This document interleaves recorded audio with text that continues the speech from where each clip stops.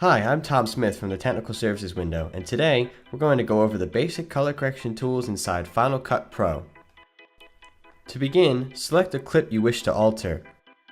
Final Cut does have an auto color balance feature, which attempts to color correct your clip for you. It could be useful to look at if you're looking for ideas. When color grading your footage, it is helpful to open up your Color and Effects window under the Workspaces tab. This will display the various Lumetri scopes with the data from the image you have selected. There are 4 Lumetri scopes available in Final Cut Pro. Luma displays the brightness of the image.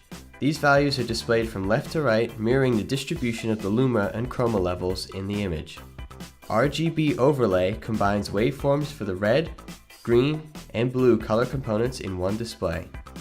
The vector scope displays the color values in the image with points stretching out to that specific hue. The distance it reaches from the center represents the amount of saturation. Pixels at the center of the vector scope are gray. An RGB Parade is a waveform monitor that separately shows the amount of red, green, and blue in an image. Now let's look at our color board. There are 3 tabs and 3 adjustable options per tab used to color grade our image.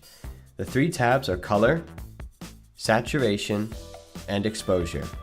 First, we can adjust the exposure of our shadows, our midtones, and our highlights. When adjusting the look in any of these tabs, the leftmost circle will control the look of all the tools. You can also set the percentage of each of these by typing it in manually. These controls are the same for adjusting the saturation of the image, which can be seen here, creating a black and white look to our footage. Then we can adjust the color tint of the footage the exact same way with the controls shown here. If you are color correcting multiple clips shot in the same environment, such as a scene in a film set in a single room, then there are a couple different ways to speed up the color correction process to make sure all the shots in that environment are consistent. You can do this by clicking on your color corrected clip and holding down Command-C, copying the attributes of your color corrected clip, and then pasting them onto the next clip you want to adjust by clicking on it and holding down Command-Option-V. Now this clip shows the color grading of the original clip. There are also installed effects in Final Cut that will give your footage a certain pre-constructed look.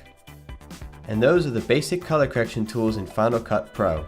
If you have any other questions, then feel free to head to the Technical Services window and anyone will be happy to help you.